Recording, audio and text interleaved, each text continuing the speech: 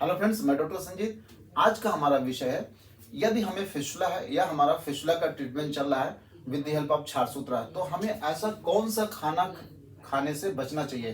क्योंकि हमने देखा है जब हम लोग फिस्टुला का ट्रीटमेंट कर रहे होते हैं तो कई बार फिस्टुला के ट्रैक में जैसे जीरा का दाना निकल आता है, अमरूद के दाने निकल आते हैं, या ऐसा कोई भी फूड पार्टिकल है जो आपने खाया, अगर उसका डाइजेशन नहीं हुआ है तो हमने देखा है कई बार फिस्टुला ट्रैक में हमें वो खाना देखने को मिलता है। जैसे मान लो कोई ऐसी दाल खाई है जिसमें छिलका पड़ा था, वो अगर नहीं पचा है तो कई बार मल त्याग के समय वो हमारे शरीर से जब बाहर आता है तो उसके जो टुकड़े होते हैं, कोई भी ऐसा फूड पार्टिकल जो सॉलिड है, जो नहीं पच पाया, वो आपके फिस्टुला ट्रैक में आ जाता है।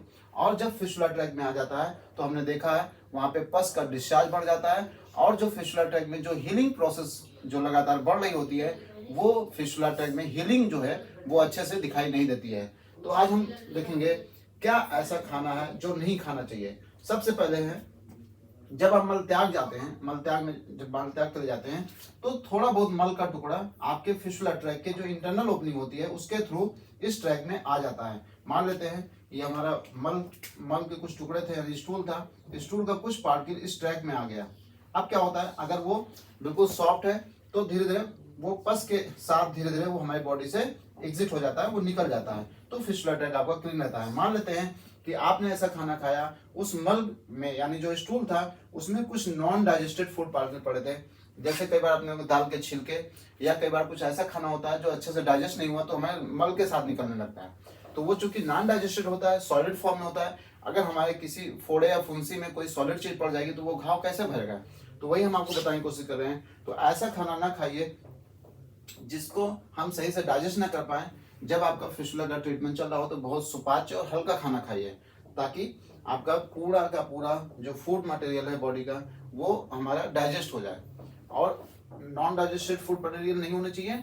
ऊपर से अगर जो आप खाना खा रहे हैं उसमें कोई भी दाने नहीं होने चाहिए, क्योंकि आपने देखा होगा जैसे अमरूद के दाने हैं, अनार के दाने हैं, भिंडी जो हम लोग लेडी फिंगर जो होता है, लेडी फिंगर के जो दाने होते हैं, या कई बार खाने में जो जीरे से छिलका लगाया जाता है दाल में, वो भी आप देखते होंगे मल के साथ बाहर आ जाते हैं, क्योंकि ये इतना सॉलिड होते हैं, कई बार अच्छे से डाइजेस्ट नहीं होते हमारे शरीर में। अब मान लेते हैं यहाँ पे एक जीरा का पार्टिकल पड़ा होता है, ये जीरा का पार्टिकल है, वो शरीर से बाहर निकलने के बजाय यहाँ पे आके आपके फिस्टुला ट्रैक में आ गया। अब क्या होता है, अगर वो फिस्टुला ट्रैक में पड़ा रहेगा तो ये एक फॉरेन पार्टिकल की तरह काम करेगा। फॉरेन पार्टिकल अगर हमारे बॉडी में पड़ा रहेगा तो आप खुद सोचिए कि अगर किसी घाव में कोई एब्सेस है, उसमें हमने जीरा का टुकड़ा डाल दिया तो कैसे घाव भरेगा। तो हमने देखा है अगर उसमें कोई भी सॉलिड पार्टिकल पड़ा हुआ है तो यहाँ से पस का डिस्चार्ज ज्यादा होने लगता है, पेशेंट को पेन ज्यादा होने लगता है। तो आपको ऐसा खाना नहीं खाना है जो आपके शरीर में सही से डाइजेस्ट ना हो, और उस खाने में कोई भी ऐसा सॉलिड मटेरियल ना हो जो आप सही से पचा ना पाए।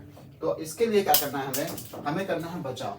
अगर आपका फिस्टुला ट्रीटमेंट चल रहा है या फिस्टुला है तो कोशिश करें कि ये जो बचाव हम तरीका बता रहे हैं उसको आप करिए। आप देखेंगे आपका फिस्टुला ट्रैक जल्दी से घाव भरेगा, यानी जो फिस्टुला ट्रैक है जल्दी से हील होगा, और आपको पस कम बनेगा, पेन बहुत कम होगा, और जल्दी से जल्दी वो फिस्टुला ट्रैक हील हो जाएगा। इसके लिए कहते हैं निदान परिवर्जन। निदान परिवर्जन का मतलब होता है जिस भी कारण से हमें कोई रोग हो रहा है या वो रोग का कारण है, उस कारण को पहले हटा दिया जाए। तो अगर मान लेते हैं कि इन कारणों से अगर आपका फिस्टुला ट्रैक हील अच्छे से नहीं हो रहा है तो पहले उन कारणों को हटा दीजिए। क्योंकि आप चाहे जितना इलाज करते रहिए, अगर वो कारण आपके बॉडी में है जिसकी वजह से बीमारी बढ़ रही है, तो आप चाहे जितना अच्छे से अच्छा दवा कर लीजिए वो ठीक नहीं होगा। तो निदान परिवर्जन is the best way to treat any disease. किसी भी बीमारी का सबसे पहला जो इलाज होता है वो निदान परिवर्जन, यानी जो बीमारी का कारण है पहले उसको हटाया जाए। तो एंड दूसरा है मेंटेन द हाइजीन। यहाँ पे इस ट्रैक की हाइजीन को मेंटेन रखें। जैसे अगर हमें कोई रोग हो जाता है तो हम क्या करते हैं, वहाँ पे साफ सफाई ज़्यादा रखते हैं। कोई फोड़ा फुंसी हो जाता है तो उसको साफ रखते हैं ताकि वो घाव जल्दी भर जाए। तो मेंटेन द हाइजीन। हाइजीन कैसे मेंटेन करना, cleaning of the fistula track. अपने फिस्टुला ट्रैक को